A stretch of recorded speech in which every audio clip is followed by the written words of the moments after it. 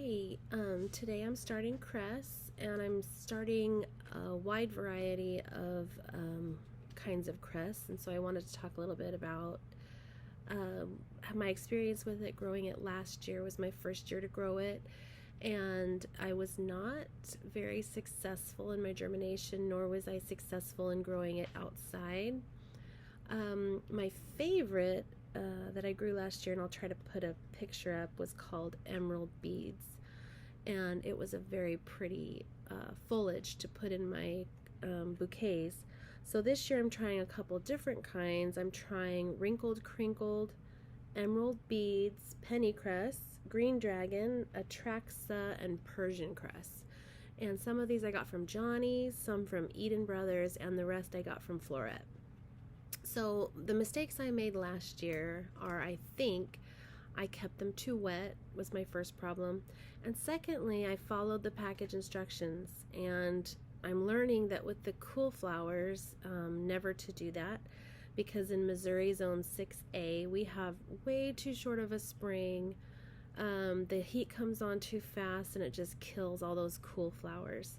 So we're gonna try this earlier this year. I think I set these out in late April last year, and they're a 60-day to harvest crop. So if I start them today, it's almost February. I would hope to be harvesting these in April, May, and we stay pretty cool until those times. We get pretty hot starting May. Pretty much all of my cool flowers are dead by June. So we're gonna try this new method of getting them out early and see how it works. Because I don't get a good germination rate on these, I'm gonna try something different today. Instead of sowing them into individual cells in a tray, I'm just gonna fill the bottom tray with seedling mix. I'm gonna sow the seeds over the top, and then I'm gonna cover it with vermiculite. And then once they've started to sprout, I will put them in cells, because I hate spending all of that time getting each seed in each cell and monitoring it for weeks when only like 20-25% are going to germinate. In this way, I can see what I have right away and put them in cells. I don't waste any of my cells on seeds. And the other thing I wanted to mention is that these are edible, so you can put these in your salad. You can do whatever you want with them, and you definitely don't have to worry about animals and kids eating them. So I'm going to start with Green Dragon.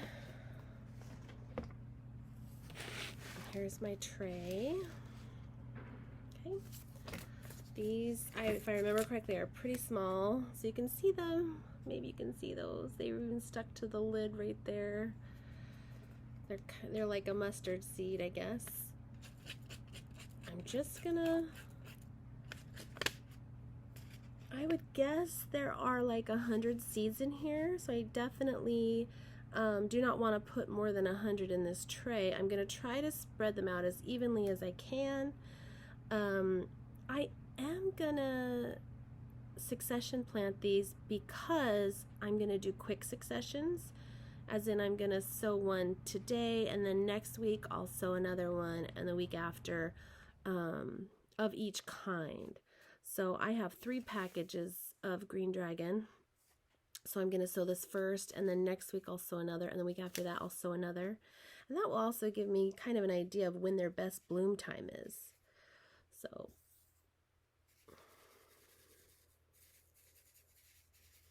you want to avoid the edges because those tend to dry out anyway. You're probably not going to get anything germinating along the edges of your tray.